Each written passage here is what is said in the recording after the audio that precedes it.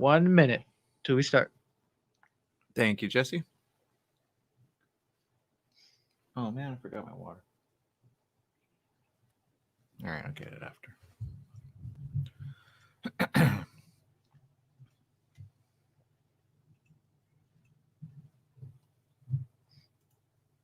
Oh, can you put the ad breaks on right now, please? Fake snow every night for the rest of the week. It does get cold enough so they can recover from some of that warm weather we had around the weekend. Webcams at Snow Summit show strong top to bottom coverage thanks to all the snowmaking they've done throughout the season. At least 20 trails for both Snow Summit and Bear Mountain, while Mountain High is skiing and riding on 15 trails. Couple inches of fresh snow for Mountain High, and they rebuilt their terrain park too. Snow Valley skiing and riding on 7 slopes, and Mammoth is on 90 trails. I'm Chuck Devine on KMET 1490 AM.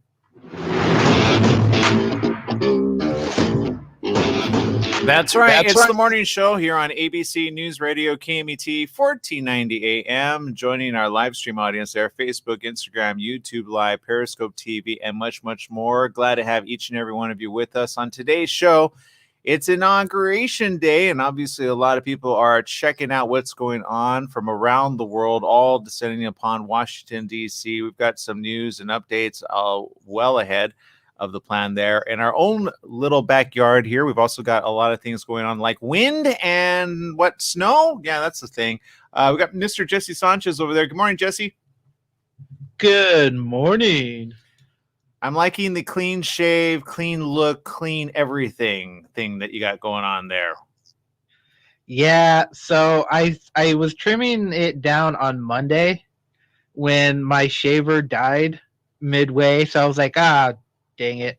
So either way, it messed up initially. So it looked completely different. So I was just like, forget it. I'll start over. It'll grow back in a week. It's like a weed.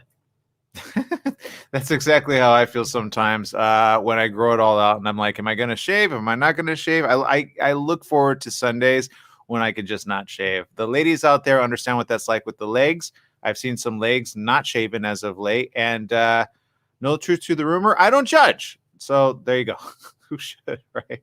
It's a pain doing. I can imagine shaving. My mom brought up something yesterday, which was kind of an odd discussion to have, but she was talking about how the Egyptians used to shave their bodies all the way from head to bottom, right? So because that's what they did back in the day. Because you could imagine like the Israelites being very hairy because they wore just big old. Well, what did they wear? Like when the big what would you call those? The robes, I guess, to cover everything.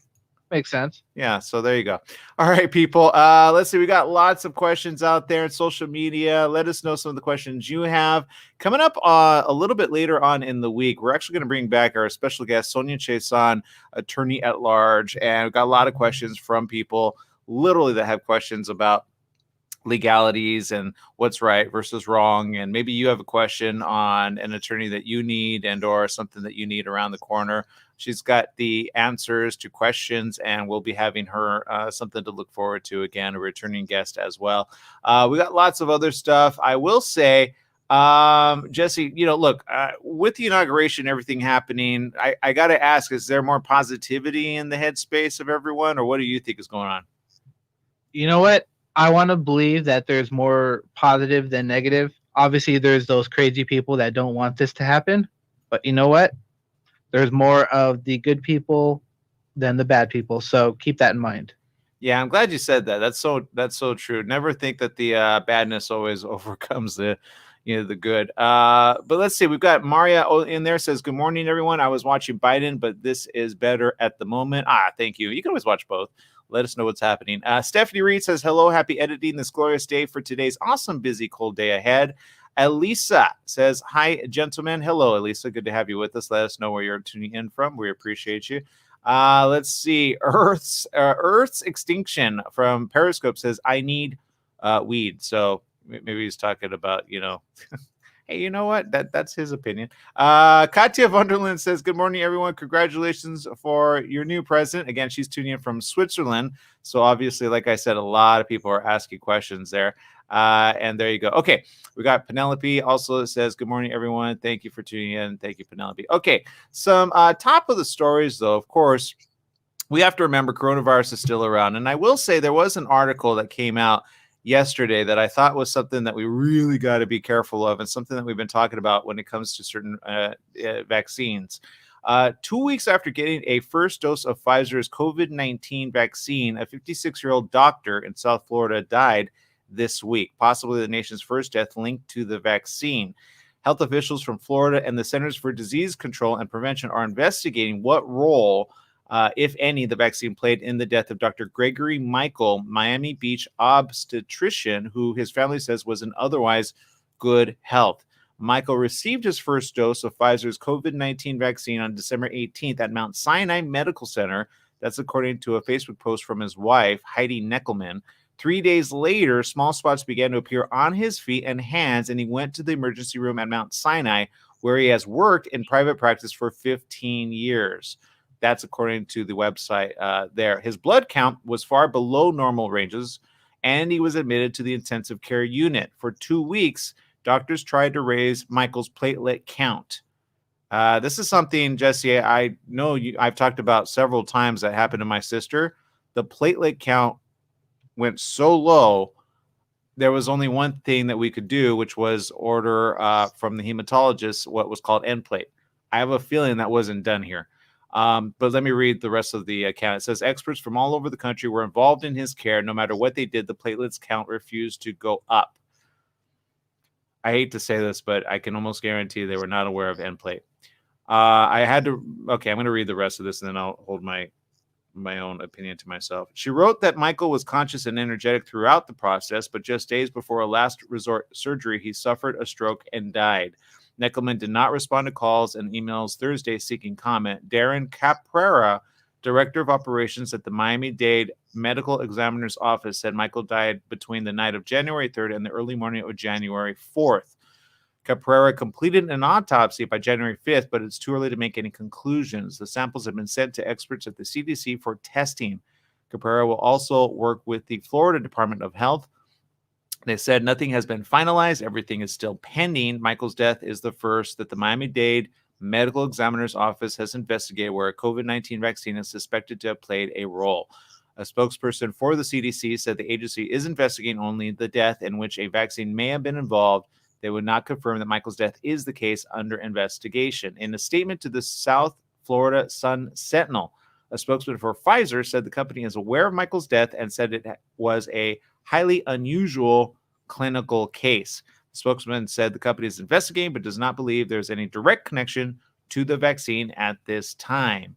It goes on to read, it is important to note that serious adverse events, including deaths that are unrelated to the vaccine, are unfortunately likely to occur at a similar rate as they would in the general population. Again, that's according to Pfizer's spokesperson. The CDC spokesman and said investigators will evaluate the situation as more information becomes available and provide timely updates on what is known and any necessary action. More than 5 million people have received COVID-19 vaccines in the U.S. The CDC and Food and Drug Administration are monitoring data related to vaccine safety. There's more information on this. It goes a little bit longer, but again, something that we really do need to watch, and this is something that we talked about briefly over the last couple of weeks about some of the very first to go out there to get vaccinated, right, Jesse? Oh yeah, I think we assumed this would happen to certain people, so just be careful if you start seeing reactions after a vaccine. Go to the hospital quick. Yeah, and I will say again, end plate, which I've talked about at length, is a pharmaceutical drug. Okay, it's fairly new. Okay, it's fairly new. Let me read what end plate does. And it's one of the more expensive medications, but all you need is the dosage that it gives you. And if you look at endplate.com, I'm going to bring it up here just for a minute, because this is something that I don't know if this was even done or recommended. I recommend this to anybody that has their platelets drop at a significant rate. The average should be anywhere from 150,000 to 180,000 or thereabouts in your bloodstream. Okay, I do say always get your blood taken and know the count. Make sure that you're an advocate. If you have a family member in the hospital, make sure to ask what the blood counts are. If all of a sudden they say you need a blood transfusion due to the fact that you might bleed out because of this, double check and see, first of all, if you can at least, as a primary part of concern, say, could we at least have this done? It cost the doctors for my sister a total of, I think, $2,300, which I guess went on her insurance, but that's how much it was. They ordered it and they got it the very next day. They admitted it, and when they admitted it, her blood count on her platelets were only 12,000. By the next day after administering it, it doubled to 24,000. Every single day thereafter, it doubled every single time. I'm going to show you guys just a little bit on our social media stream. For those of you on the radio, I'll read it out to you so you can actually see what I'm talking about. And again, I'm not endorsed by this company. I just know it worked for my sister. It's end plate. Here it is. Let me see if I'm bringing it up for our audience to see. And I'm just going to bring it up full screen so that people could get this, because I've been asked by several doctors and healthcare professionals across the country what it's called and what they need to know about it. It's for several things. When steroids are not working well enough, Nplate can be used earlier to help manage your platelet count. Once weekly Nplate has been proven to boost and sustain platelets to lower the risk of bleeding, so there may be one less thing to keep you from doing what you love. I will say this is the huge thing for my sister, which actually, and here's all the important things to know again, in the event, because there's always risks with everything. But with my sister, it was that or a blood transfusion. And as I could say, my sister did not die from the this at all. She actually survived. She got it a second time, COVID. I mean, she fought it off a second time, and she's still well. So for those that don't know, the situation happened late last February, early March, when all this was just being talked about. And of course, people were saying they didn't know what it was entirely. But Nplate was a situation. It doesn't work for every case, obviously, but if you have a friend or family member in this current situation, look it up. Nplate, if their platelets drop significantly low, the platelets are very important also to help your immunity. So if those are dropping significantly low, then you can imagine your immunity is just suffering as a direct result. It's very interesting, the information there. It's once you do it once, and it, at least for my sister, she ended up leaving the hospital at 180,000 platelet count. That's how much it actually helped significantly go. And she didn't even need a blood transfusion. There was no blood transfusion needed at all. So there you go. So be careful out there. Remember, you gotta do sometimes things that the doctors are unaware of, because they're getting so much information coming at them. They have a procedure and a protocol, some of which is not working. So you have to be a little bit more educated on stuff like this. Okay, people, I got to take a quick break. We'll be right back with more right after these messages. Stay tuned.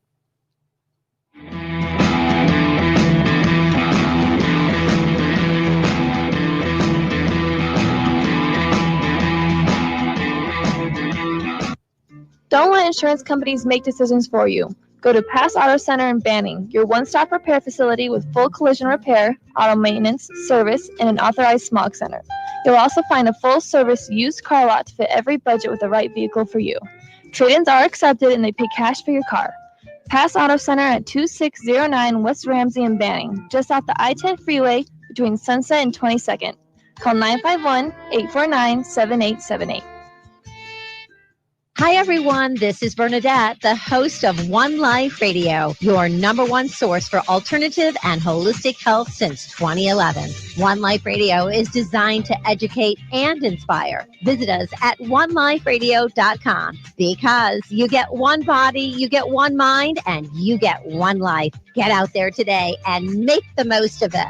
Tune in weekdays at 1 p.m. on 1490 KMET Smart Talk, ABC News Radio. For generations, alligators have weathered nature, biological threats, and predators. How do they do this? The answer is in their uncanny DNA. Alligators have one of the strongest immune systems in the animal kingdom. Their fat cells contain the essential oils needed to fight off deadly infection and rejuvenate skin. How can you benefit from the alligator's amazing rejuvenating powers? Cayman oil. Cayman oil is the revitalizing and healing power of the alligator in a bottle. Cayman oil is carefully purified and refined with an added hint of vitamin E and lavender to better harness the alligator's ability to heal worn and damaged skin. Treat dry skin, infections, cuts, burns, scarring, eczema, rashes, muscle and joint pain, and more. Even athlete's foot.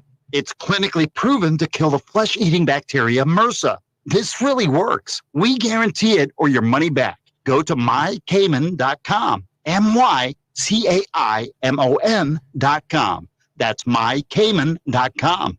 Standard time is here. That means shorter days and cooler nights that make you want to stay inside. Don't get caught in the cold. Franklin Mechanical Systems can do a preventative maintenance check on your heating unit to get it working right. For cleaning, repair, or a new installation, call them for a free estimate. Franklin Mechanical Systems, for all your residential and commercial heating and air conditioning needs.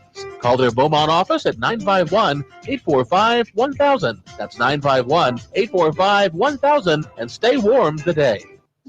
Check out the online California Youth Leadership Summit on Saturday, February the 6th from 2 to 5 p.m. Topics for the high school and college panels include climate change, racial equality, gender equity, world peace, and coping with the pandemic. Panel moderators include such celebrities as former NFL quarterback Mark Sanchez and Guinness World Record-holding mountaineer Marin Minamia.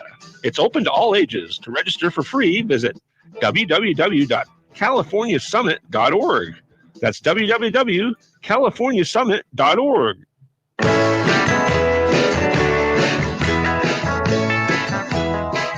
That's right. It's the morning show here on ABC News Radio KMET 1490 AM. We're just actually watching the inauguration happening right now.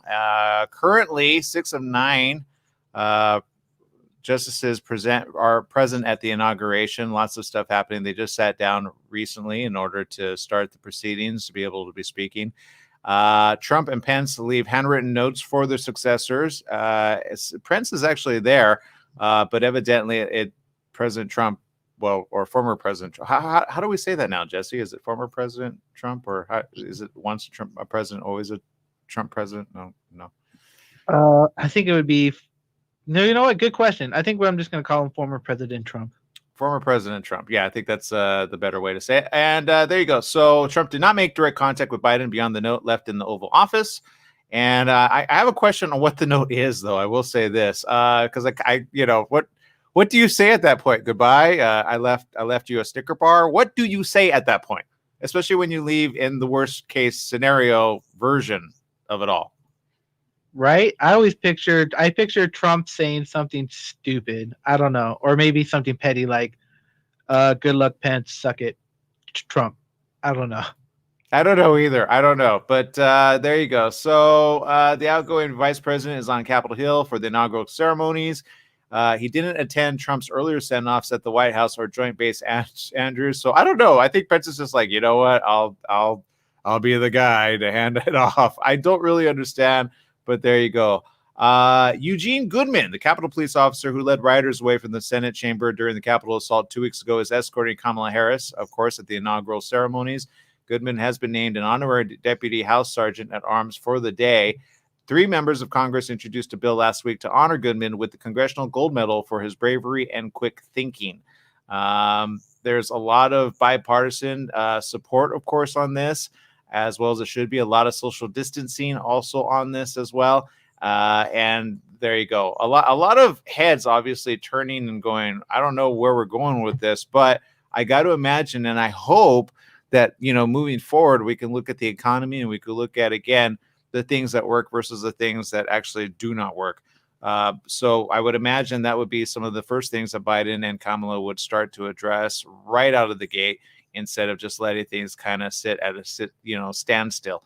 So I'm glad to hear things are moving forward appropriately. And so those of you in social media, what do you think? What's your take on it? And let's see. We've got Maria, who says, "I'm so happy. I watched Trump leave and cheered so loud. I woke my mom this morning." So there you go. Let's see. And okay, so we got lots of questions. We got lots of answers, but here we go. Again, please be careful when it comes to coronavirus. That's still a thing. Don't think it's not. I think the majority of people are pretty aware of it, and people are doing the right thing more often than not. I haven't seen too many that haven't. Have you, Jesse? Personally, no. I've just been reading like all these underground parties that have been busted, and it's just like, why? These people are dumb.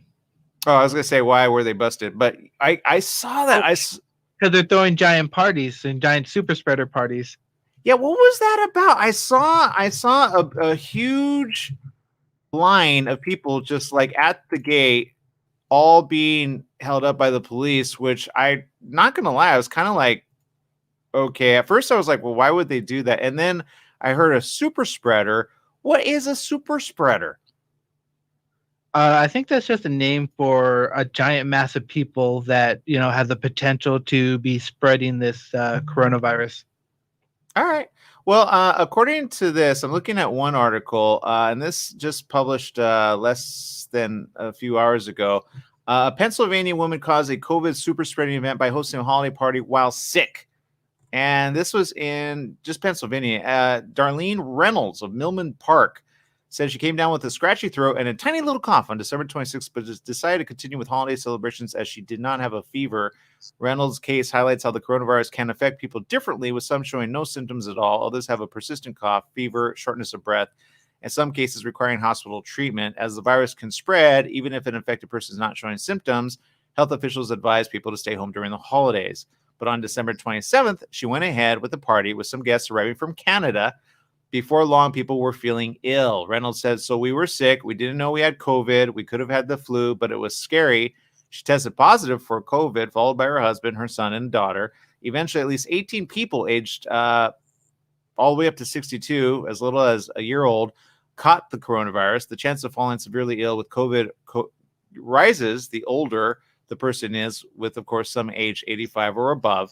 8 of 10 COVID deaths in the U.S. have occurred in adults aged 65 and over. Children, on the other hand, are more likely to have a mild form of COVID, but in rare cases have been known to get seriously ill or die. Reynolds' son and her husband were both hospitalized by the virus. The family were already struggling financially after Stephen's truck broke down, evidently her husband. His daughter, Joy Purdy, said that Stephen's heading in the right direction, but will require oxygen when he's discharged from the hospital. Lisa Riggin, who owns a local painting and decorating company, helped the family raise money online. In the Facebook post, they said Steve Reynolds is the kind of guy that makes you feel extra special just by giving you a soul attention.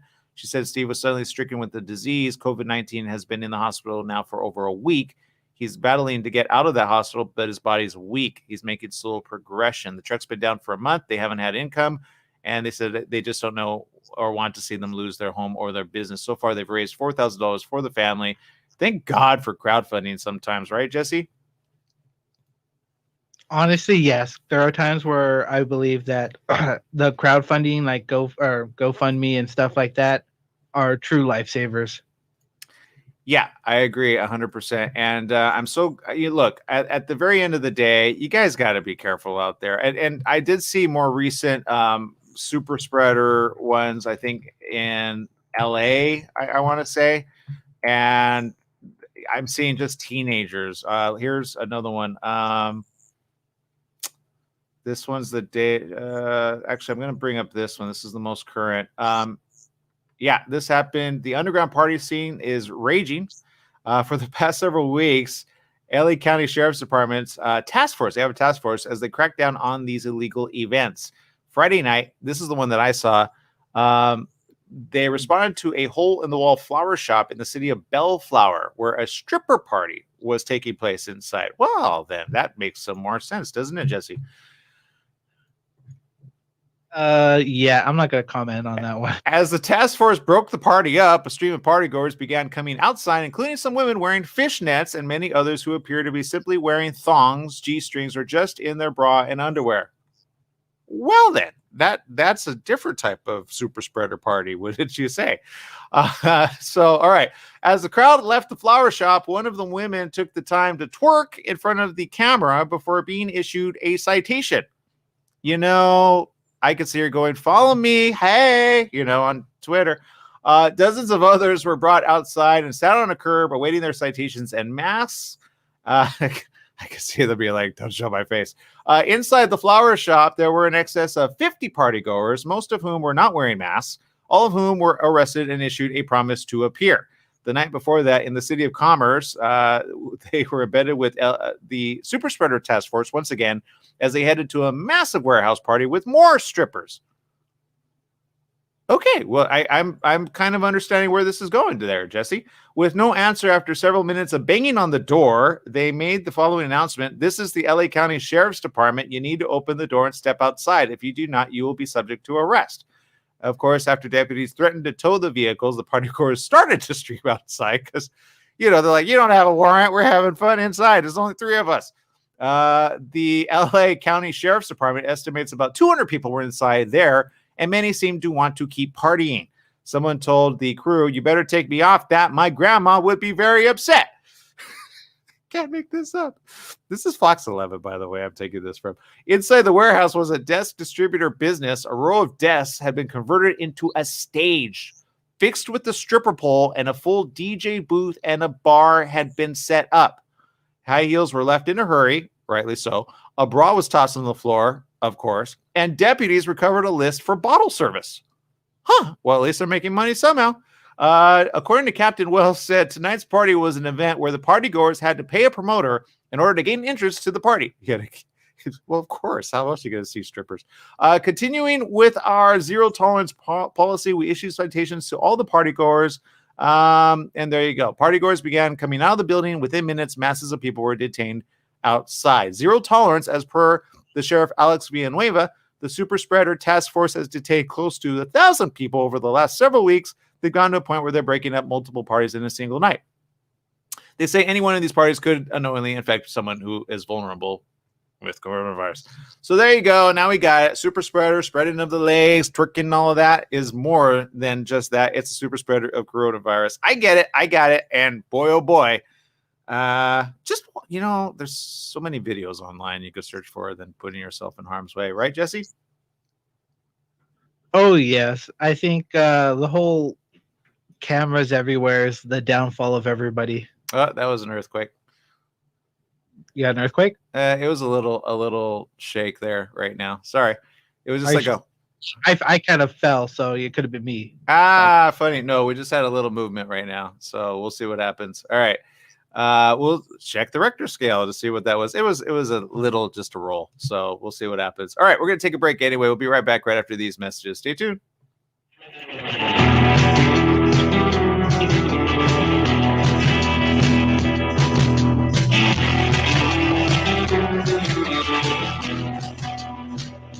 For all you truck and RV enthusiasts, TruckWorks right here in Banning is your one-stop shop for the best diesel performance and overall truck and RV needs. Whether you're towing, racing, off-road, or just cruising around town, TruckWorks specializes in truck and RV service, maintenance, repair, and performance upgrades for every light and medium-duty truck manufacturer. Bring it down to Terry and the guys at TruckWorks. Call 951-922-4776 or visit their website at mydieseldown.com today. The Fat Greek in Yucaipa, where you can get authentic, delicious, true Greek food. Authentic gyros, Greek salads, pitas, falafel, hamburgers, burritos, and oh yes, baklava. The Fat Greek has a large selection of wines, ice-cold domestic, and imported Greek beers. Come on down to the Fat Greek located on Yucaipa Boulevard in the city of Yucaipa. Open 10 a.m. to 9 p.m. 7 days a week. The Fat Greek has delivery, drive-through, sit-down, and a catering service. So bring in a family or give Nicholas and Christopher a call at 909-797-6018. Eat Greek, live long. Remember, if you want authentic Greek food, it's the Fat Greek in Yucaipa. Do you owe $10,000 or more to the IRS or state? Did you miss sending out a prior year tax return? The IRS is out to collect now more than ever, and they'll use any means necessary. They legally can and will garnish your wages, take your money, and even seize your property. If you're behind on your taxes, call the Tax Relief Hotline right now at 951-224-9000. That's 951-224-9000. 951-224-9000. You can legally get your tax debt under control and in many cases get the breathing room you need. Garnish wages, property seizures, bank levies can stop immediately, but you have to call. Many of our specialists are IRS enrolled agents. They know the system and how to make it work for you. Don't wait for the IRS to come down on you. Act now so you can get your tax debt under control. Call their Riverside office today for free info at 951-224-9000. That's 951-224-9000. 951-224-9000. We're in the studio with Fred Penny, managing attorney with Penny and Associates Injury Lawyers. Fred, tell us what makes you the number one choice for handling personal injury cases. Most of our firm is made up of former insurance company trial lawyers with extensive experience handling all types of personal injury matters. We believe that gives us a distinct advantage. That's Penny and Associates Injury Lawyers with locations throughout California. For a free consultation, go to pennyandassociates.com or call 1-800-616-4-LAW. That's 1-800-616-4-LAW. Are you paying rent because you think you cannot afford to live in your dream home? Are you renting because you don't believe that you have the down payment funds to purchase your own home? The Siegel Lending Team at ronismylender.com has up to $25,000 to help qualified people purchase their own home at amazing interest rates. Contact the Siegel Lending Team today at ronismylender.com. Again, ronismylender.com, licensed under NMLS 217037. ronismylender.com.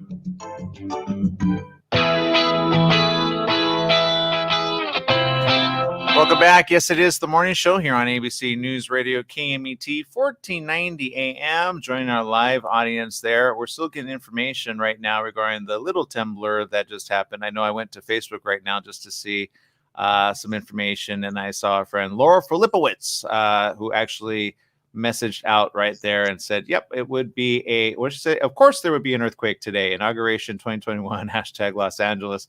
So we're getting some information here, and it's coming in, but there's a lot of information thrown around. So I'm trying to find, here we go. From Android, there are reports of shaking in the Gardena area. So that might be the epicenter of this last one that I felt. Now, Jesse's all the way over in Riverside. So it felt like the end of like a wave of an earthquake. It wasn't like you could just feel it kind of shake back and forth, kind of move a little left and, well, we'll see, west to east. Yeah, that's kind of how it went for me here. But so there you go.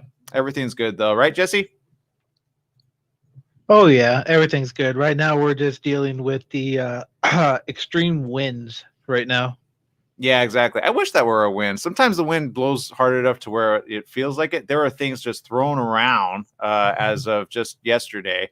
I don't know about you guys, but that's kind of how it was. So, yeah, they're trying to find out. Let's see here. Yeah, so some people felt it, some people didn't. And there you go. I know my friend Laura is all the way in Los Angeles as well, probably closer to the epicenter. But if it was Gardena, that would make more sense. So there you go. That's a typical day in California. When you have one of those, you think, you know what?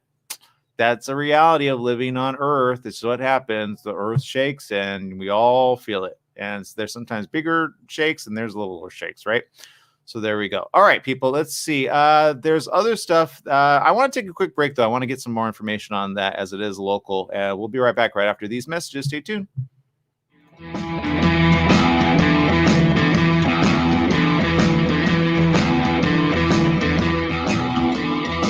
Who is the Atua Man?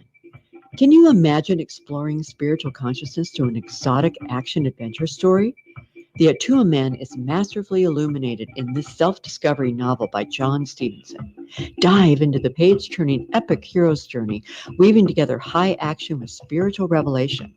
Join the Atua Man and his colorful cohorts as they travel through the majestic Hawaii, the hidden mysteries of Polynesia, and the intrigue, starting with the mysterious healing that breeds chaos in London. This journey guides us through the trials of living in the material world, arriving into enlightened consciousness, perhaps glimpse into the fabric of creation. How is the Atua Man affected by the global healing ministry surrounding him? How does he navigate the complexities of love, forgiveness, life and death, wealth and power? Find out in John Stevenson's TheAtuaMan.com, Apple Books, Amazon, Barnes & Noble. Your health truly is the greatest gift. At U-Theory, Quality of life is at the heart of every product we make. From farm to shelf, we travel the world to source the purest, most efficacious, and clinically studied ingredients to create science-backed supplements that support beauty, emotional, digestive, and physical well-being. All U-Theory products are manufactured at our Southern California facility, ensuring the highest quality standards every step of the way. As a family-owned company, we celebrate the power of human potential with a mission to inspire wellness in all. Try U-Theory Immune Plus Daily Wellness. 100% daily values of vitamin C, D3, and zinc. Go beyond the you of today and catch the you of tomorrow.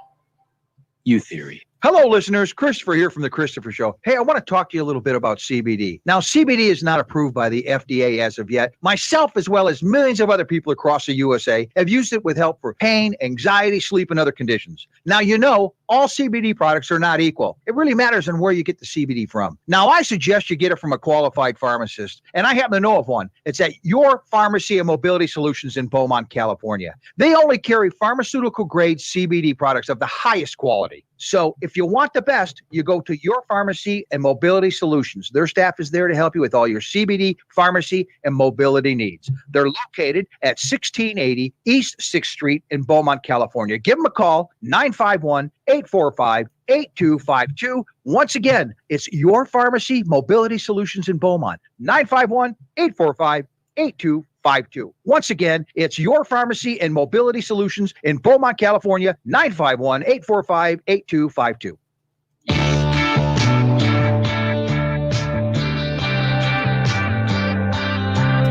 Welcome back. Yes, it is the morning show here on ABC News Radio KMET 1490 AM. We're still getting more information on the temblor that happened. Yes, it was a 3.5 magnitude occurred near Willowbrook, according to some of the information we're getting right now. We did get a lot of tweets on this. I'm going to retweet some of these. Let's see. Lauren at Lord Do It Yourself says, "Oh my God, earthquake. Even Mother Nature was like, it's a party. Hello, Biden. Bye, Donnie." So there you go. Let's see. Aquila Green says this, an earthquake during the inauguration. It couldn't wait an hour. Let's see. Catherine McNamara says, I'm convinced that earthquake in California just now was the entirety of the state jumping for joy. Hashtag inauguration day. Hashtag inauguration 2021. And let's see. I'm looking for some other ones. Here's another one. Kelly says, Cali with its earthquake, strong winds, and 70-plus degree winter, all in a week span. Right, Kelly? I'm right there with you. Jamil Hill says, anybody in LA just feel an earthquake tremor? And, of course, yes, we did. So there you go. All right, people. So lots of crazy things happening in the world, of course. There you go. There's the information. And it is a 3.5 earthquake. It was if you were sitting down and you felt it, it was there like me. I was like, whoa, that's interesting. I always wonder, Jesse, if there's ever going to be a point where there was like a big one and you know, because people always do weird stuff during an earthquake, right? Oh, most definitely. I think all those who remember the Northridge earthquake, I think we're all waiting for that. Yeah, I think it would be difficult for me to get out of here because I'd be like, but I got to continue reporting because if I leave right now, you know what I mean? Unless the thing got cut off. I always wonder what would fall. Thankfully, I don't really have anything on top of me or around me. Things would probably fall around me, but yeah, I'm in a pretty good, safe corner of the spot. Although I am over like a carport, which always makes me wonder, like, you know, how safe are those beams underneath the carport? You know what I'm talking about, Jesse? Oh, yeah, I'm like that all the time. I do not like being under bridges or anything heavy suspended above my head. It always freaks me out.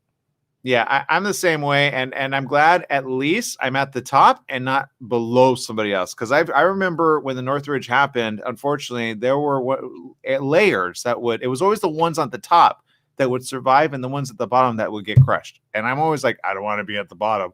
And my mom's like, we need to move to the lower. I'm like, don't forget about an earthquake. If it comes down on us versus I'd rather be at the top than the bottom, at least a 2-story. That's just my opinion. Or a single story. I'm okay with a single story, just saying. All right, those are the weird things that I think about. I know it's weird. Earthquakes are a dime a dozen. But every now and then you get a really big one. I was reminded of the Ridgecrest one. Do you remember that happened in 2019, July 4th? That was weird because it was on. Do you remember that? July 4th, 2019. It was the Ridgecrest earthquake. It was a 7.1. We had a lot of big temblors. And it originated in Ridgecrest, which is near Victorville, oddly enough. And it was a huge one. People's like pools were in and out. It was terrible. You could look it up. But that one was that was a nasty one, I'll tell you. And some people reported of like, the roads kind of like doing a little wave, but that happened. Let's see, Ridgecrest earthquake, the Ridgecrest earthquake, which happened, let's see, in 2019. It was a 7.1 on the Richter scale. And oddly enough, it didn't have that much damage, but it opened up a lot of like earth cracks and even made some really big momentous moments. July 4th, 2019, look it up. It's in your history. Total damage was $5.3 billion. Did you know that, Jesse? No, I did not. That is an extreme amount. Yeah, that's according to Google right here. So, yep, the Ridgecrest earthquake. Don't forget it. It was a big one. All right, people. Lots of stories coming in, of course. Let's see. There are a lot of different stuff, including this. Of course, Biden, the inauguration is happening. A lot of people are, of course, happy. Others are a little sad, I'm sure, especially those that, really wanted Trump to win. But there's always, winners and losers on either side of the fence, right, Jesse? I mean, I'm glad it finally, got to the point where at least they're, moving forward, right? Oh, yeah. Hopefully, I really wish everything is going to work out during this 4-year term. I want everyone to chill out. That's all I want. Yeah. Okay. So here's some information that we're getting here that some are saying it's going to take him about 100 days to do some things. The list of what Biden hopes to do between now and then is ask Americans to wear masks and making them where he can. 100 million vaccines in American arms, most U.S. schools open, passing a 1.9 trillion economic relief plan. That's good. That's close. That's actually close to what? Remember what did I say? 2.8 trillion. So we already got the almost 900 billion. Okay, that's about right. Introducing a new immigration proposal with a pathway to citizenship.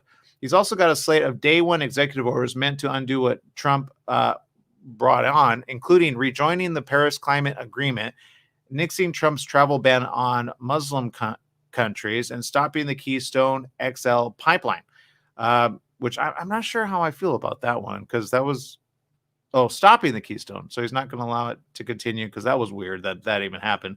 Native Americans, of course, being like, why would you do that? That will be followed by executive orders Thursday and Friday regarding COVID and economic support for Americans. Biden's pledged the most diverse cabinet in history, said it would look like America. Biden will be tackling the enormous to-do list as Congress navigates the impeachment trial of the predecessor. And I say, can we just let that? He's no longer president. Can we just stop with what does the impeachment do for everybody when he's no longer the president? Does anybody make sense of that? I think it's supposed to take away his ability to run in higher office again. And also, I think it's also supposed to take away all the bonuses that you get for being a president. Well, he's already got the millions. Oh, you mean like immunity from criminal charges that could surmount upon him? I don't know. Yeah, that'll be interesting.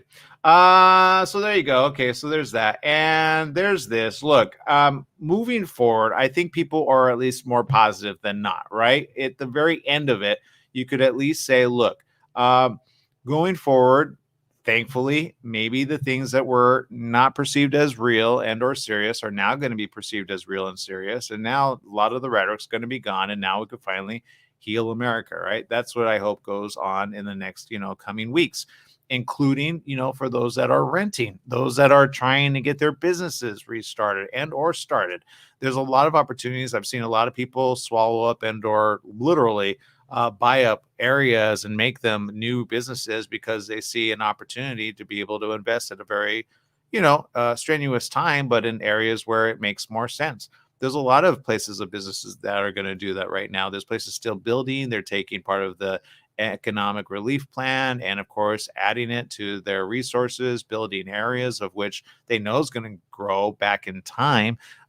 We just have to, again, wait to see where things go again with coronavirus. Don't throw caution to the wind there, and don't suddenly be like, oh, it's gone with a new president. It doesn't work that way, which I feel some people might forget that, because, not seeing is believing. But just drive near any hospital and you'll see, again, the task force right there. Let's not forget about that.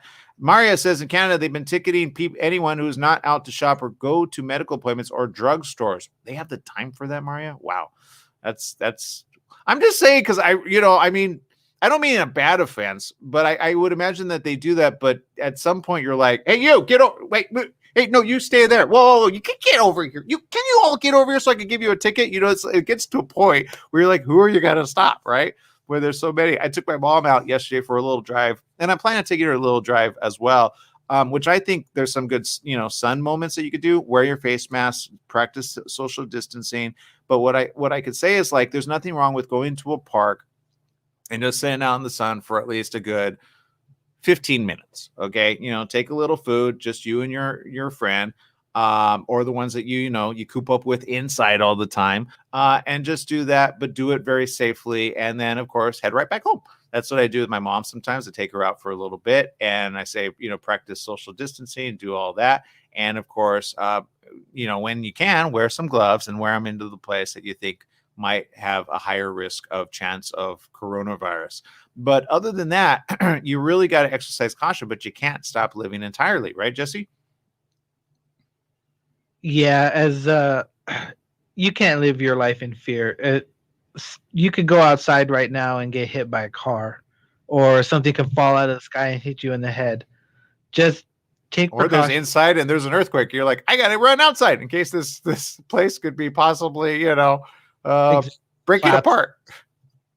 Just be cautious. That's all you can really do. Yeah, exactly. So there you go. All right, that's my recommendation. Be careful out there. Do what you can. We're going to take another quick break. We'll be right back with more comments in social media land. We'll be right back right after this.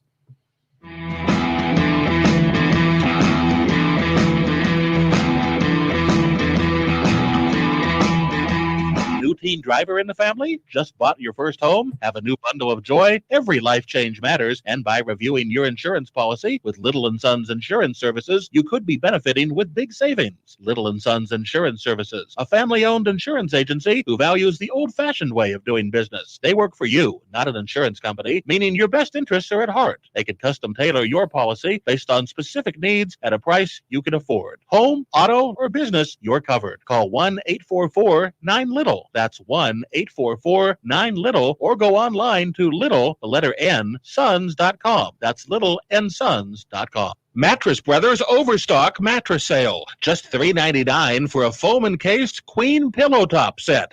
$3.99. Check out Mattress Brothers $3.99 Overstock Sale. Mattress Brothers at 120 West Redlands Boulevard in Redlands. The $3.99 Overstock Sale is on now. $3.99 for a foam encased queen pillow top set. Mattress Brothers also has locations in Hemet, Riverside, and Palm Desert. The $3.99 queen pillow top sale on now. You're running out of letterhead. What do? Lithopass Printing. You need business cards. Now what? Lithopass Printing. Invitations to a wedding? Lithopass Printing and Banning is the answer. Lithopass Printing can provide banners, signs, and blueprints. Think of Lithopass Printing and Banning for quality graduation, birthday party, and baby shower invitations. Lithopass Printing also provides lamination, faxing, and photo prints. If you need it inked, make it Lithopass Printing. Lithopass Printing and Banning.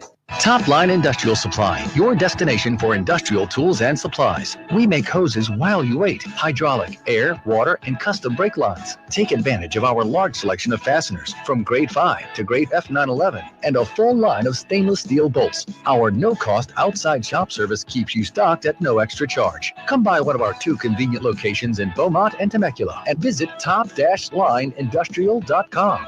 At Top Line Industrial, we don't just sell products. We sell solutions. Do you need a car? Been shopping only to be turned down because of bad credit, low credit, no credit, bankruptcy, or divorce? Guess what? Today's your lucky day, because now you can buy a car, truck, or SUV, just about any vehicle. It's true. Bad credit doesn't matter. No credit doesn't matter. Bankruptcy or divorce, it just doesn't matter. As a matter of fact, your job is your ticket to your new vehicle. We're Auto Credit Express, and we've helped thousands of people just like you. Antonio H. told us, great company, got me connected, and the day I went in, I drove off in a car I wanted. 100% worth your time. Need a car? Get started now and drive off as early as today. Just go to 12ignoremyscore.com right now. That's www.12ignoremyscore.com. Auto financing the easy way. 12ignoremyscore.com. Get started today. Auto.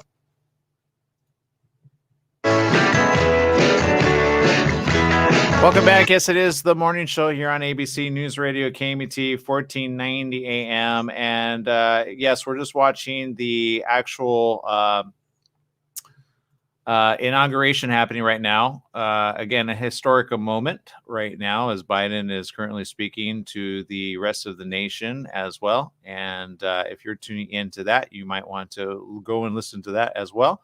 And again, Maria says, yay, he's President Biden. Yay. I'm not sure how to get the audio on that here, right here and now, to be able to transfer that, but I sure will work on that around the corner as we leave our radio audience, and maybe we can continue this on our virtual feed. Again, I'm Aaron Michael Sanchez. If you want to follow, you could follow right here on ABC News Radio, KMET 1490 AM. Again, for top of the hour, every hour. I'm not sure if we're going to be playing that on the news there, but I will say again, all the news that's coming in, again, more positive than not. And if you're in the local area and or online, you can actually find me at Aaron Michael Sanchez, official check mark right there on Facebook, Instagram as well, YouTube Live, and Periscope TV. It's been a good one spending time with each and every one of you. Thank you for doing so with us. Again, whatever you got to say, keep it coming and keep it positive. Look, no matter what, things are happening around us. I do want to give a special consideration first to one of our very own, Melissa House, who this past weekend lost her life due to COVID-19. And I posted it, and she used to be a very regular watcher of the show. And her and her family are very, sorry. Be careful out there. One minute you could be fine, the next minute you might not be fine. So be careful out there. Bye-bye, everyone.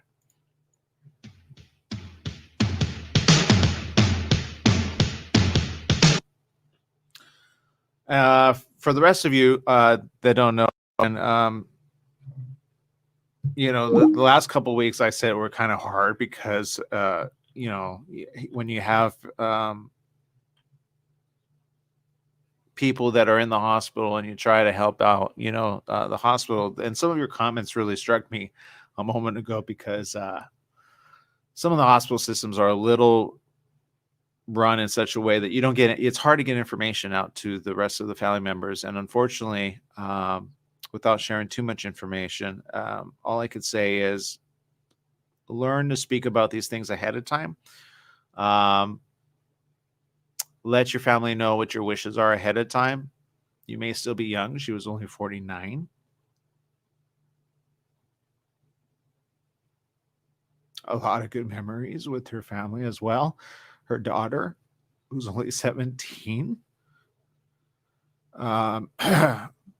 you know, has to ask the question, what do I do now? And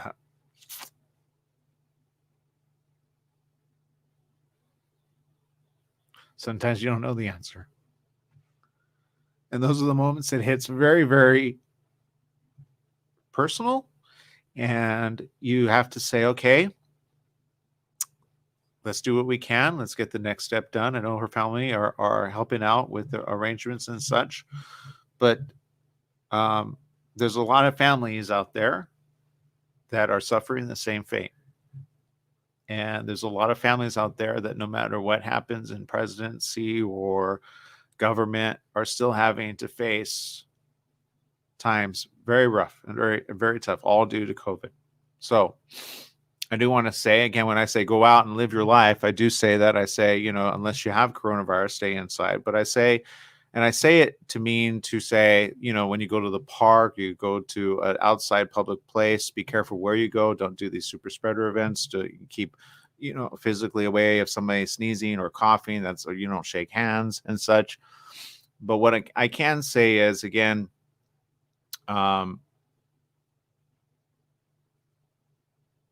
it's difficult. It's difficult when you know somebody for probably 12 years now, or 10 or 8, something like that. I don't know.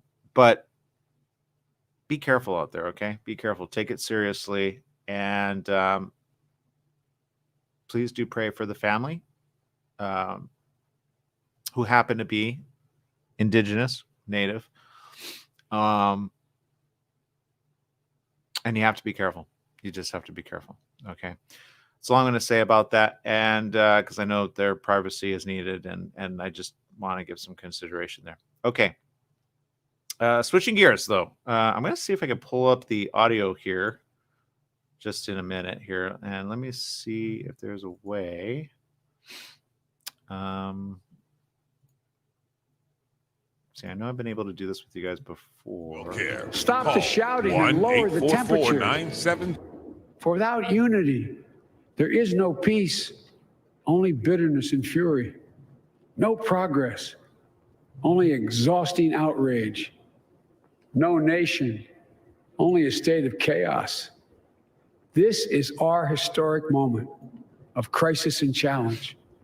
And unity is the path forward. And we must meet this moment as the United States of America.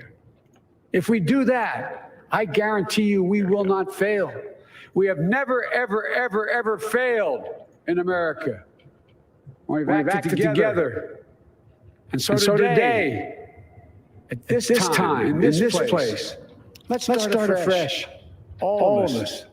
Let's begin to listen to one another again. Hear one another. See one another. Show respect to one another. Politics doesn't have to be a raging fire, destroying everything's path. Every disagreement doesn't have to be a cause for total war. And we must reject the culture in which facts themselves are manipulated and even manufactured.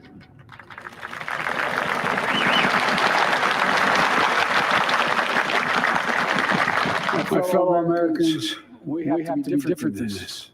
America has to be better than this. And I believe America is so much better than this. Just look around. Here we stand in the shadow of the Capitol Dome, as was mentioned earlier, completed amid the Civil War, when the Union itself was literally hanging in the balance. Yet we endured. We prevailed. Here we stand, looking out on the Great Mall, where Dr. King spoke of his dream.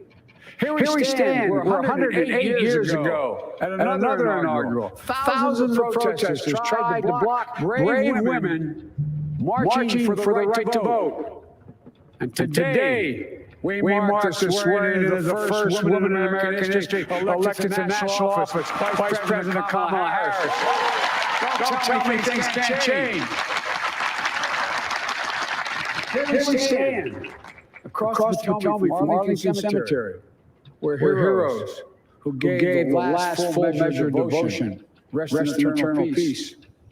And here we stand, just days after a riotous mob thought they could use violence to silence the will of the people, to stop the work of our democracy, to drive us from this sacred ground. It did not happen. It will never happen. Not today, not tomorrow, not ever. Not ever.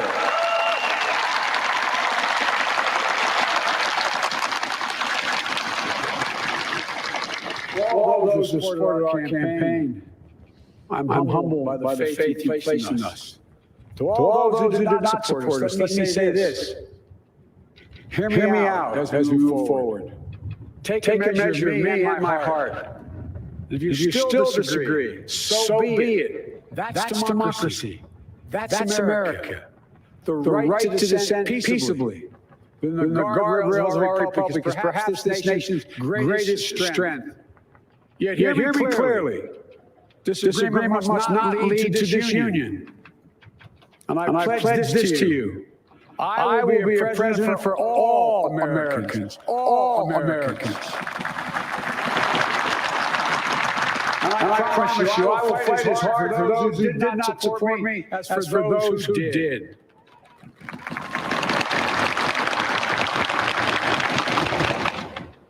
Many centuries ago, St. Augustine, a saint of my church, wrote that the people was a multitude defined by the common objects of their love. Defined by the common objects of their love. What are the common objects we as Americans love that define us as Americans? I think we know. Opportunity, security, liberty, dignity, respect, honor, and yes, the truth. Recent weeks and months have taught us a painful lesson. There is truth and there are lies. Lies told for power and for profit. And each of us has a duty and a responsibility as citizens, as Americans, and especially as leaders. Leaders who have pledged to honor our Constitution and protect our nation, to defend the truth and defeat the lies. Look, I understand that many of my fellow Americans view the future with fear and trepidation. I understand they worry about their jobs. I understand, like my dad, they lay in bed wondering, can I keep my health care? Can I pay my mortgage? Thinking about their families, about what comes next. I promise you, I get it. But the answer is not to turn inward, to retreat into competing factions, distrusting those who don't look like you, or worship the way you do, or don't get their news from the same sources you do. We must end this uncivil war that pits red against blue, rural versus urban, conservative versus liberal. We can do this if we open our souls instead of hardening our hearts. If we show a little tolerance and humility, and if we're willing to stand in the other person's shoes, as my mom would say, just for a moment, stand in their shoes. Because here's the thing about life. There's no accounting for what fate will deal you. Some days, when you need a hand. There are other days when we're called to lend a hand. That's how it has to be. It's what we do for one another. And if we are this way, our country will be stronger, more prosperous, more ready for the future. And we can still disagree. My fellow Americans, in the work ahead of us, we're going to need each other. We need all our strength to persevere through this dark winter. We're entering what may be the toughest and deadliest period of the virus. We must set aside politics and finally face this pandemic as one nation. One nation. And I promise you this, as the Bible says, weeping may endure for a night, but joy cometh in the morning. We will get through this together. Together. Look, folks, all my colleagues I serve with in the House and the Senate up here, we all understand the world is watching all of us today. So here's my message to those beyond our borders. America has been tested, and we've come out stronger for it. We will repair our alliances and engage with the world once again. Not to meet yesterday's challenges, but today's and tomorrow's challenges. And we'll lead, not merely by the example of our power, but by the power of our example.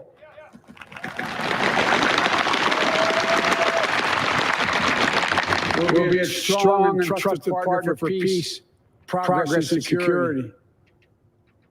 Look, you all know we've been through so much in this nation. And my first act as president, I'd like to ask you to join me in a moment of silent prayer. Remember all those who we lost this past year to the pandemic. Those 400,000 fellow Americans, moms, dads, husbands, wives, sons, daughters, friends, neighbors, and co-workers.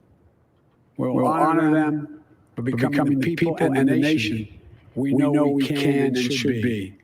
So I ask you, let's say a silent prayer for those who've lost their lives and those left behind, and for our country.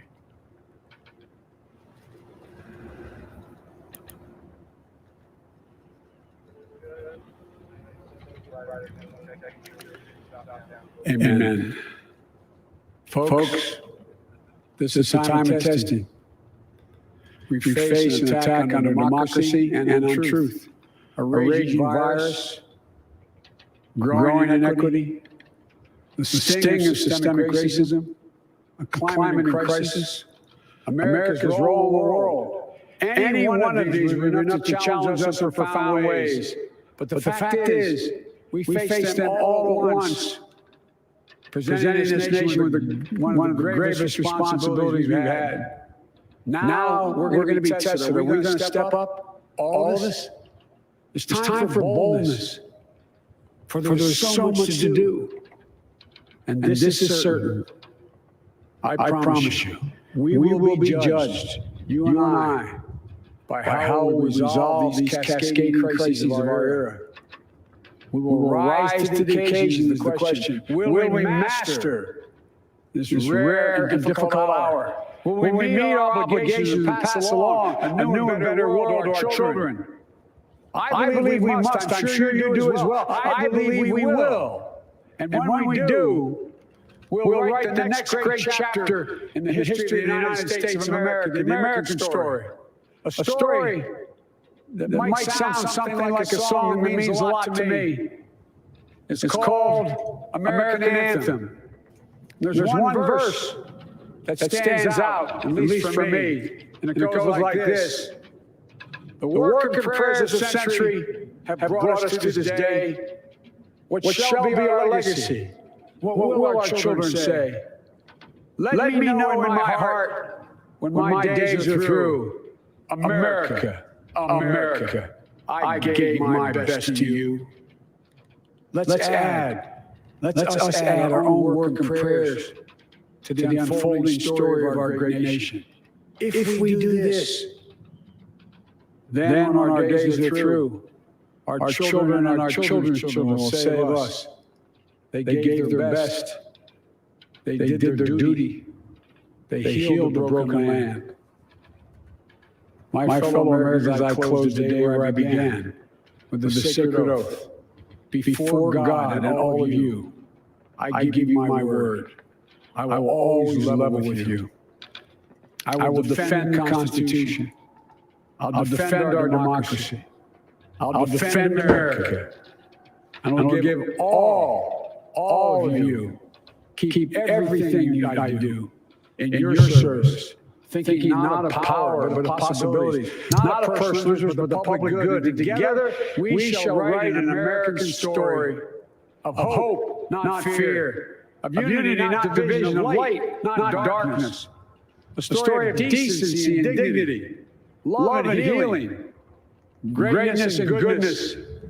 May this be the story that guides us. The story that inspires us. And the story that tells ages yet to come that we answered the call of history. We met the moment. Democracy and hope, truth and justice did not die on our watch but thrived. That America secured liberty at home and stood once again as a beacon to the world. That is what we owe our forebears, one another and generations to follow. So, with purpose and resolve, we turn to those tasks of our time, sustained by faith, driven by conviction, and devoted to one another and the country we love with all our hearts. May God bless America, and may God protect our troops. Thank you, America. The inaugural address of Joseph Robinette Biden, now 46th President of the United States. Powerful, personal, emotional at times, delivered with command. The new president called Americans to empathy and action. He noted those events of 2 weeks ago, the siege of the Capitol, noted that our democracy is fragile, is precious, but it has prevailed. Ladies and gentlemen, please be seated. So he called Americans to empathy, saying, we can't harden our hearts, we must open our souls, put ourselves in each other's shoes, as his mother taught him. Garth Brooks to perform Amazing Grace.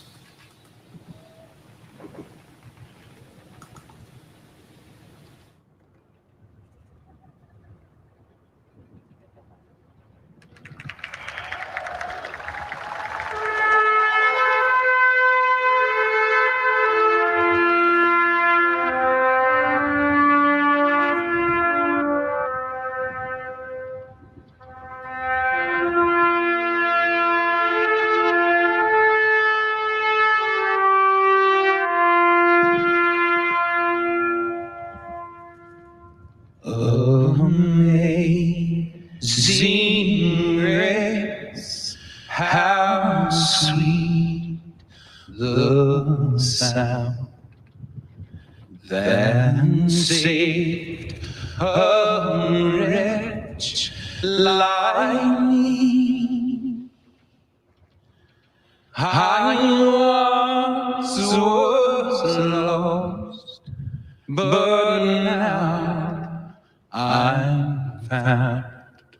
Was blind, but now I see. When we've been there 10,000 years, bright shining as the sun,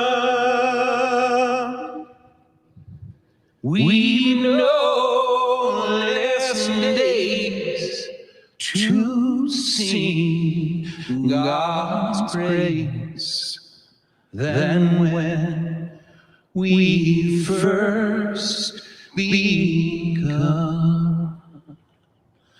If I can ask you to sing this last verse with me, not just the people here, but the people at home, that work as one, united.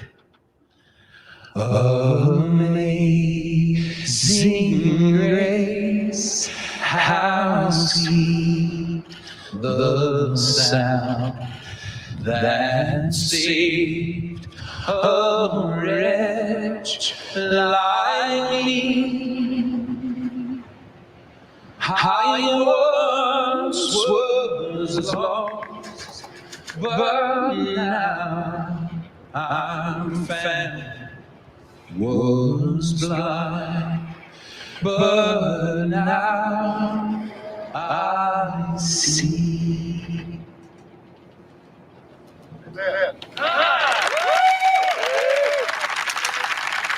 Garth Brooks, Amazing Grace. Echoing the new president's calls to unite America.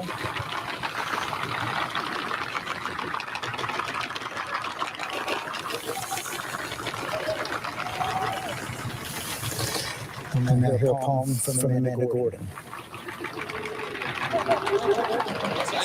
Not quite social distance there for Garth Brooks. I was there. Former President Bill Clinton, from the First Lady, says he can't help himself. Roy Blunt. Hard not to be reminded of President Obama's singing that same song at the Mother Emanuel Church. A song that in our culture is as close to both poetry and prayer as you could possibly come. And we're going to finish with those two things. Let me introduce Amanda Gorman, our nation's first ever National Poet Laureate.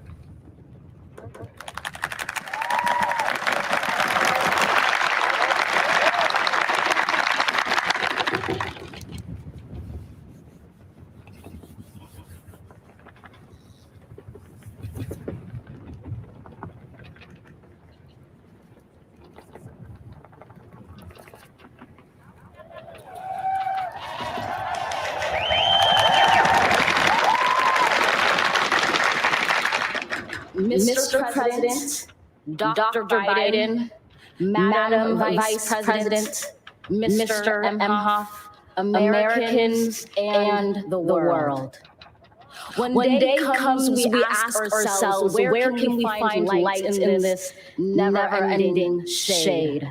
The loss we carry, a sea we must wade. We've braved the belly of the beast. We've learned that quiet isn't always peace. And the norms and notions of what just isn't always just is.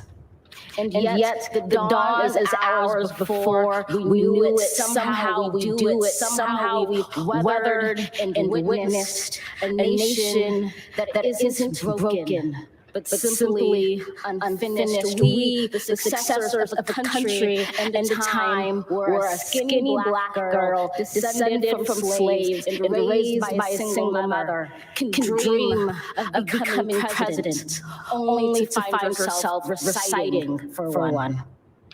And yes, we are far from polished, far from pristine, but that doesn't mean we are striving to form a union that is perfect. We are striving to forge a union with purpose, to compose a country committed to all cultures, colors, characters, and conditions of man. And so we lift our gaze not to what stands between us, but what stands before us. We close the divide because we know to put our future first. We must first put our differences aside. We lay down our arms. We reach out our arms to one another. We seek harm to none and harmony for all. Let the globe, if nothing else, say this is true. That even as we grieved, we grew. That even as we hurt, we hoped. That even as we tired, we tried. That we'll forever be tied together, victorious. Not because we will never again know defeat, but because we will never again sow division. Scripture tells us to envision that everyone shall sit under their own vine and fig tree, and no one shall make them afraid. If we're to live up to our own time, then victory won't lie in the blade, but in all the bridges we've made. That is the promise to glade, the hill we climb, if only we dare it, because being American is more than a pride we inherit. It's the past we step into and how we repair it. We've seen a force that would shatter a nation rather than share it, would destroy our country if it meant delaying democracy. And this effort very nearly succeeded. But while democracy can be periodically delayed, it can never be permanently defeated. In this truth, in this faith we trust, for while we have our eyes on the future, history has its eyes on us. This is the era of just redemption. We feared at its inception. We did not feel prepared to be the heirs of such a terrifying hour, but within it we found the power to author a new chapter, to offer hope and laughter to ourselves. So, while once we asked, how could we possibly prevail over catastrophe? Now we assert, how could catastrophe possibly prevail over us? We will not march back to what was, but move to what shall be, a country that is bruised but whole, benevolent but bold, fierce and free. We will not be turned around or interrupted by intimidation, because we know our action and inertia will be the inheritance of the next generation. Our blunders become their burdens, but one thing is certain. If we merge mercy with might, and might with right, then love becomes our legacy, and change our children's birthright. So let us leave behind a country better than the one we were left with. Every breath from my bronze-pounded chest, we will raise this wounded world into a wondrous one. We will rise from the gold-limbed hills of the west. We will rise from the wind-swept northeast, where our forefathers first realized revolution. We will rise from the lake-rimmed cities of the Midwestern states. We will rise from the sun-baked south. We will rebuild, reconcile, and recover in every known nook of our nation, in every corner called our country. Our people, diverse and beautiful, will emerge battered and beautiful. When day comes, we step out of the shade of flame and unafraid. The new dawn blooms as we free it. For there is always light, if only we're brave enough to see it. If only we're brave enough to be it. Wow. How's that for a national debut? Most of us will remember when we heard Joe Biden take the oath of his inaugural address. We will all remember when we heard Amanda Gorman speak to the world as America's first national youth poet. Now for a benediction, I'm pleased to introduce Reverend Dr. Sylvester Beeman, the pastor of the Bethel African Methodist Episcopal Church in Wilmington, Delaware, a friend of President Biden for 30 years.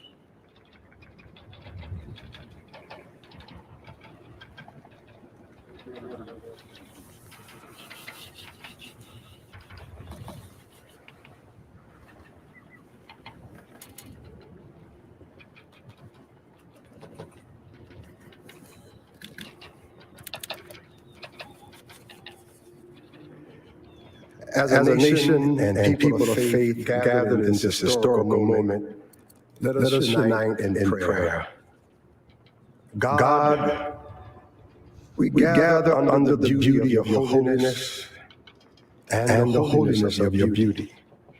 We seek your face, your smile, your warm embrace. We petition you once more in this celebration. We pray for divine favor upon our President, Joseph R. Biden, and our First Lady, Dr. Jill Biden, and their family. We further ask that you would extend the same favor upon our Vice President, Kamala D. Harris, and our Second Gentleman, Doug Emhoff, and their family. More than ever, they and our nation need you. We need you, for in you we discover our common humanity. In our common humanity, we will seek out the wounded and bind their wounds. We will seek healing for those who are sick and diseased. We will mourn our dead. We will befriend the lonely, the least, and the left out. We will share our abundance with those who are hungry.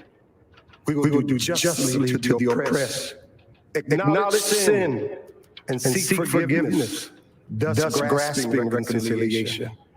In discovering our humanity, we will seek the good in and for all our neighbors. We will love the unlovable, remove the stigma of the so-called untouchables.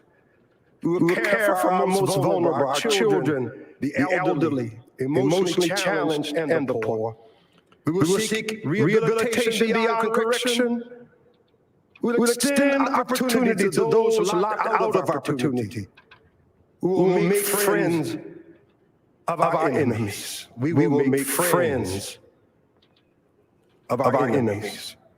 People, your people, shall no longer raise up weapons against one another.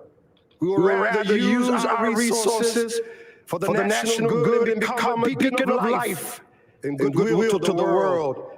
And neither shall we learn hatred anymore. We will lie down in peace and not make our neighbors afraid. In you, O God, we discover our humanity. And in our humanity, we discover our commonness. beyond the difference of color, creed, origin, political party, ideology, geography, and personal preferences.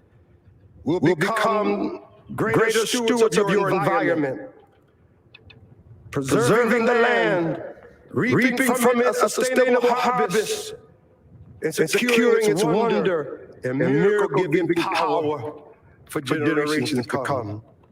This is our benediction, that from these hallowed grounds, where slaves labored to build this shrine and citadel to liberty and democracy, let us all acknowledge from the indigenous Native American to those who recently received their citizenship, from the African American to those whose foreparents came from Europe and every corner of the globe, from the wealthy to those struggling to make it, from every human being regardless of their choices, that this is our country.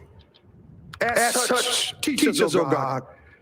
As such, teach us, O God, to live in it, love in it, be healed in it, and reconcile to one another in it, lest we miss kingdom's goal. To your glory, majesty, dominion, and power forever. Hallelujah. Glory, hallelujah. In the strong name of our collective faith. Amen. Please remain standing as the Armed Forces Color Guard retires our national colors. Echoes of Martin Luther King Jr. there. In the benediction of Reverend Dr. Sylvester Beeman, with a prayer and a plea for unity in this country so deeply divided right now.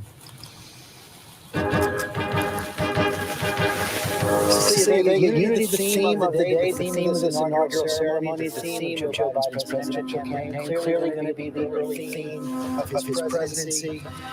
He said, my whole soul is in this, bringing America together. George, this was an inaugural speech aimed at uniting the country, but so much of this was speaking directly to Donald Trump's supporters or those who may be doubting Joe Biden's legitimacy. He said, we won this. This is democracy. You are seeing it in action. It's not about a candidate. Democracy has failed.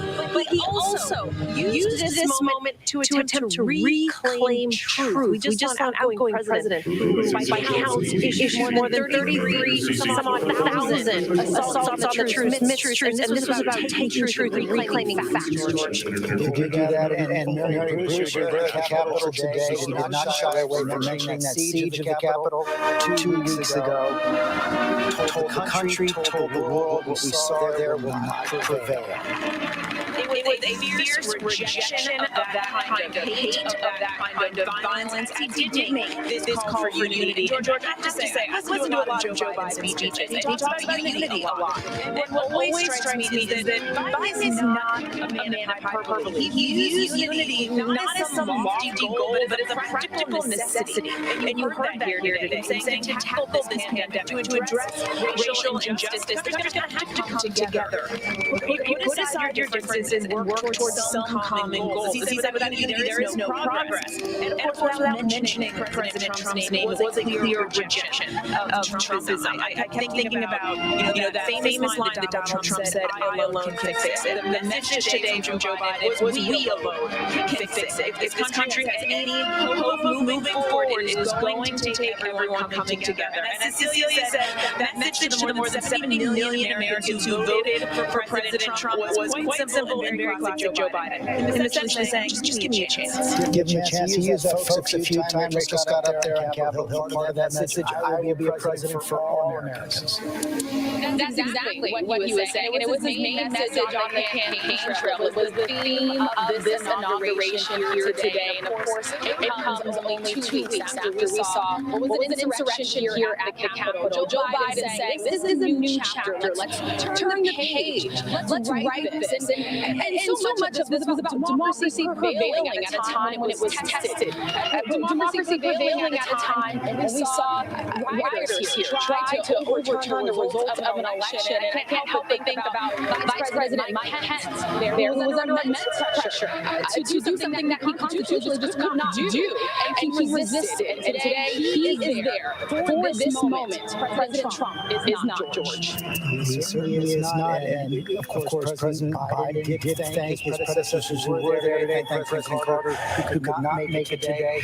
David Muir, that silence, failing to mention President Trump at all, that silence made the most eloquent and elegant rebuke possible. It was profound not to hear. We were told this would be looking forward, but we did not hear him mention his predecessor at all. And there was the other moment, George, where he prayed in silent prayer for the 400,000 American lives lost in just 1 year in this country. Asked that America watching today pray with him. And I'm thinking about the millions of Americans around the country watching this, the 81 million who voted for Joe Biden, the 74 million who voted for Donald Trump. And we know the vast majority of Americans did not like what they saw 2 weeks ago. They were angered by it, frightened by it, saddened by it. And he said, we stand here just days after that mob tried to stop the will of the people. It did not happen. It will never happen. Not today, not tomorrow, not ever. And he looked around on the platform to Republicans and Democrats and said, we will get through this together, look, folks. And he turned to his colleagues. We all understand here the world is watching. And he asked the American people, we face this all at once. Are we going to step up? He says, I believe we will. And the imagery of what they pulled off today, the 25,000 National Guard troops who secured the Capitol green zone that we talk about in Iraq and elsewhere, in the Capitol, to pull this off, to send a message not only to America but to the world that democracy prevails, fragile democracy. But on this very important day, it prevails. As we see Kamala Harris, the Vice President of the United States, her husband Doug Emhoff, the President, Lindsay Davis, confronted so many crises in that inaugural speech, talked about the constant struggle in America, the struggle that is as long as our republic, as old as our republic, between our ideals and the ugly reality of racism and nativism. Right, and he also said the same words that Abraham Lincoln said in his first inaugural speech when he talked about making that appeal to the better angels of our nature. You know, I think I have to just talk about 22-year-old Amanda Gorman just for a moment, because that was more than a poem, that was preaching. And it was preaching born out of wisdom, passion, and dare I say pain. You know, her poem was entitled "The Hill We Climb," and of course, this was not so much about Capitol Hill as much as it was the uphill battle that's been faced by so many Americans. And George, I just have to say, it has been a long time coming for Black and brown Americans. And you know, President Joe Biden has long talked about fighting for the soul of America, and he referenced that today. He said, "My whole soul is in this." And I think that Amanda, what she did was she revealed a bit of that soul for us in her poem. I do think that President Biden struck the right tone. The question now is, will it resonate for Americans? And just one additional point: Madam Vice President Kamala Harris has issued her first tweet on her official Vice President presidential Twitter, ready to serve. She is ready to serve. She is serving now as Vice President of the United States. John Carl, vintage Joe Biden in other ways as well, referencing his mother, talking about how we all have to open our souls instead of hardening our hearts. We've talked about this before. We talked about it during the campaign. His empathy has been his core, sort of the core value that he's always expressed. He's calling on all Americans to share it. It's what's defined him. It's what's defined him since he first came into the Senate after the tragic deaths of his wife and his child. I mean, I thought just for a moment, George, Amanda Corman, again, I think it was a memorable speech for Joe Biden, an important speech, the most important speech of his life. I think we will also remember Amanda Corman. The line that struck out to me was, even as we hurt, we hope.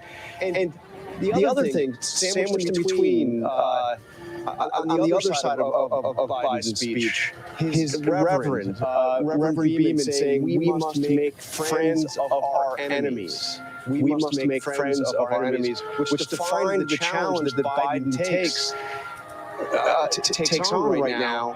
And the line in Biden's speech that stood out to me was when he said, there is truth and there are lies. It's such a simple line, George. It is a platitude in any other context.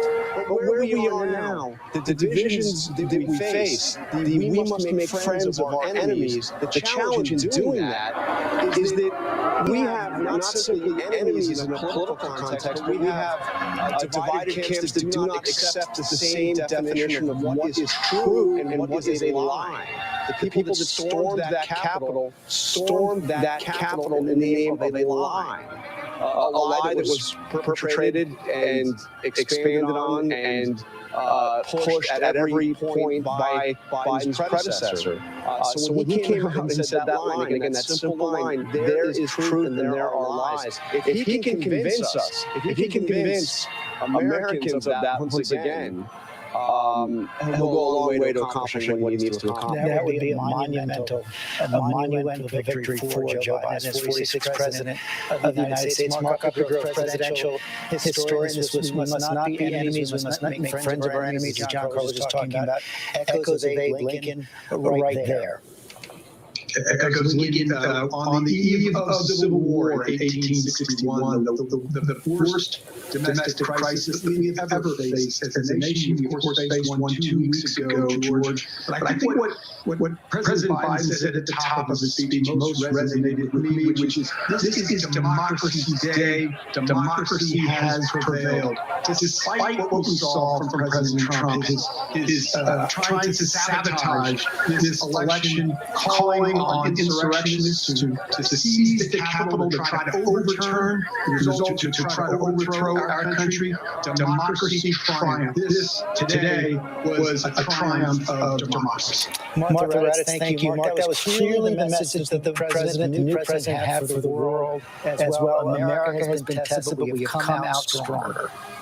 Exactly the message she was portraying. We will repair our alliances, lead not by power, but the power of our example and our leadership. A strong message to the world. And of course, there are congratulations coming in from all over the world, as would be expected. The world has to deal with whoever is president. And I know foreign leaders around the world during the Trump administration were just holding their breath.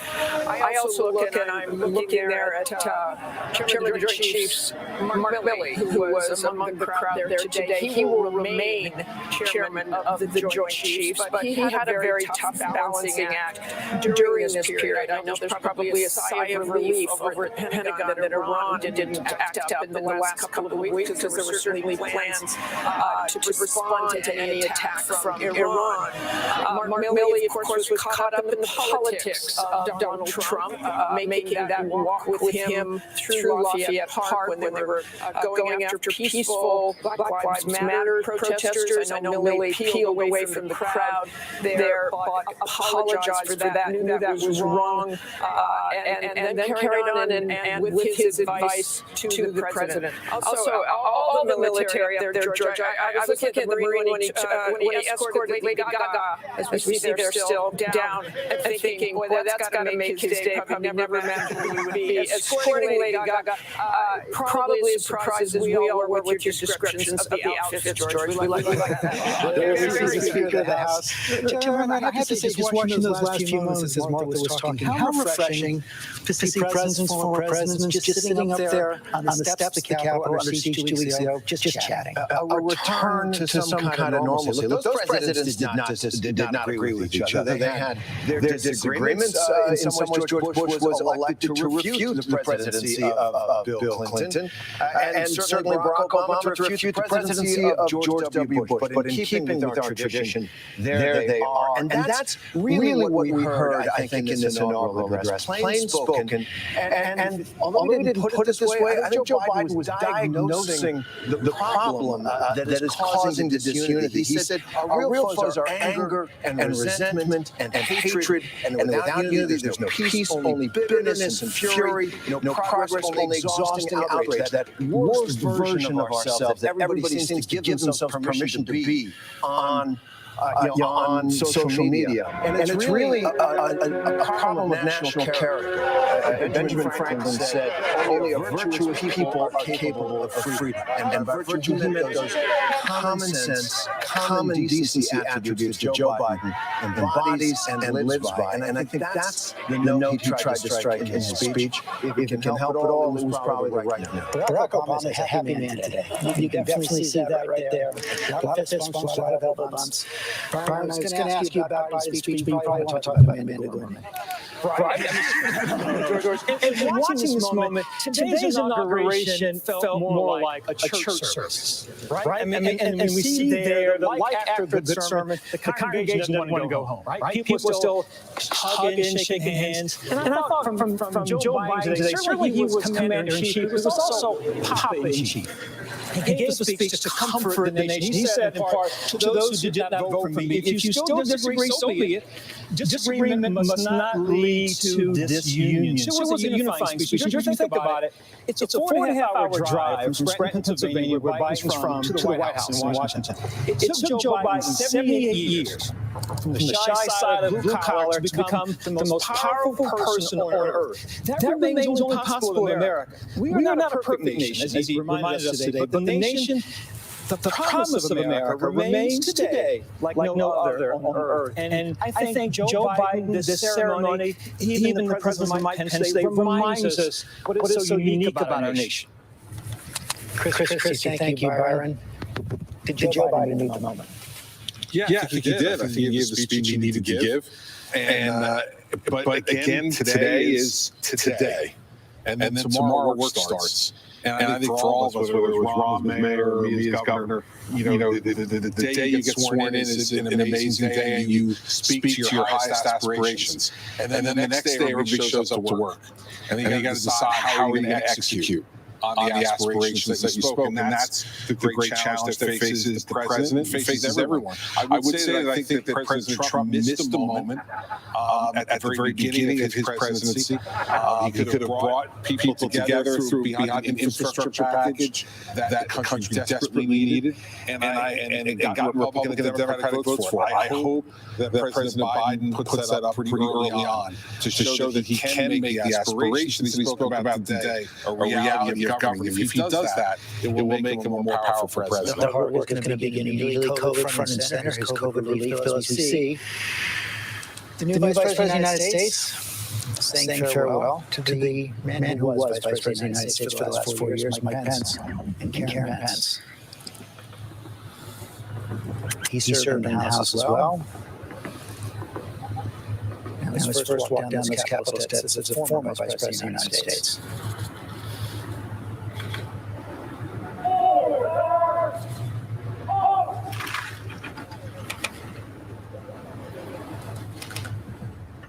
Rob, your thoughts on the speech? I'd make two quick points. These days are usually self-asserting about democracy and the American story. I think when you look at the whole day's event, it's almost becoming self-reassuring about America's story and its democracy. We have to actually convince ourselves, given what happened 2 weeks ago. The second is the American motto is out of many one.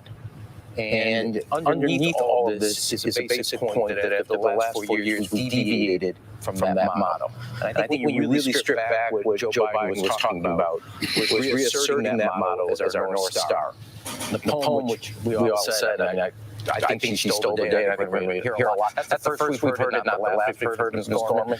But that motto is our North Star. And I think Joe Biden, in his own biography, but also his words, was reminding all of us that out of many, one. And that is the project of America, and that's the project of a president who's unique in America to lead us towards that, no matter how many different ways the twists and turns it has. And I think that today he's started his presidency on a step forward, but it was a big step given the last 4 years. Sarah, they can deliver with such conviction. Such conviction. And I agree so much with Byron that there is so much religion infused in this speech and unity.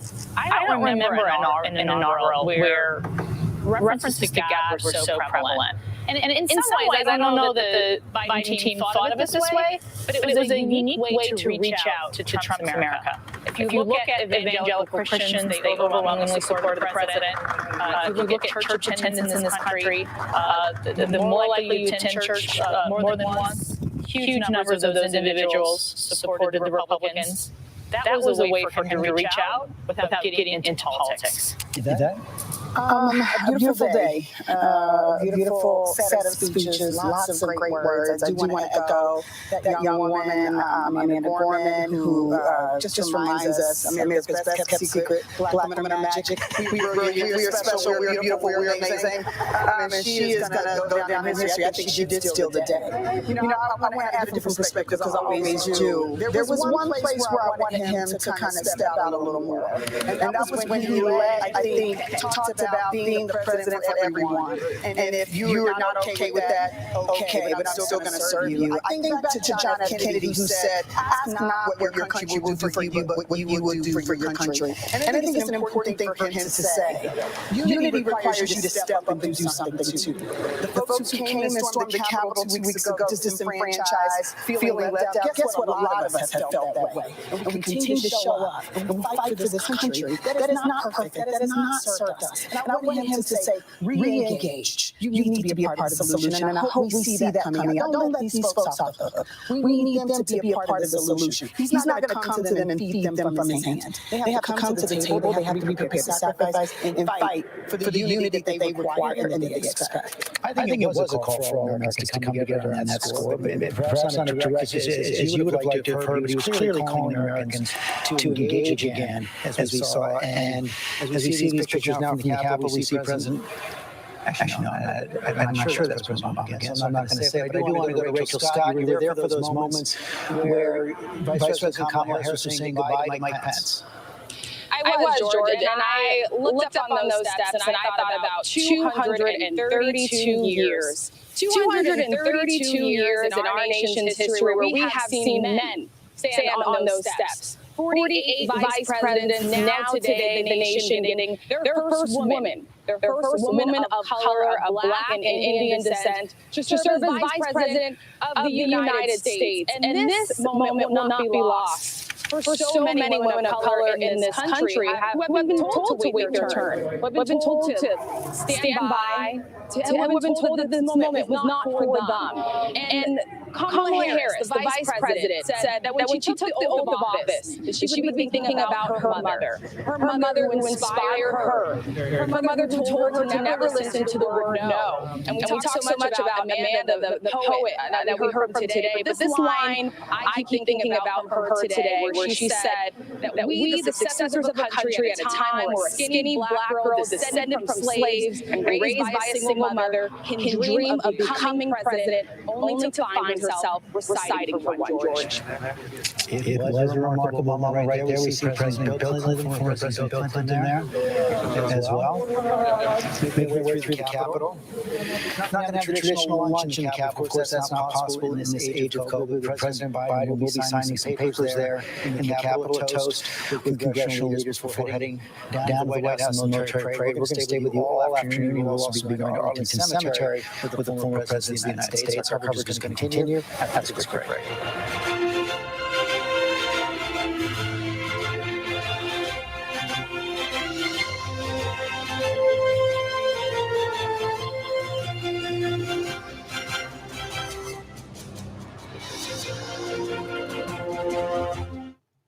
My family, there you go. And watching some of that information there. And there you go. The inauguration is official. And President Biden What a year, right? Yeah, COVID, we've got a lot of crazy things. We've had a lot of uncertainty, of course, who's going to win and who won and who's going to be sworn off as well. It's already been. And so it's clear who is the president. And now we just got to see what happens next. So that's where we're at. That's where we're at in life. And here's what I can say. Always keep everything in life. Just continue to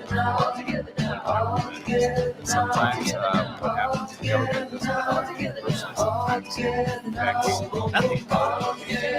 Focus on our lives, focus on love,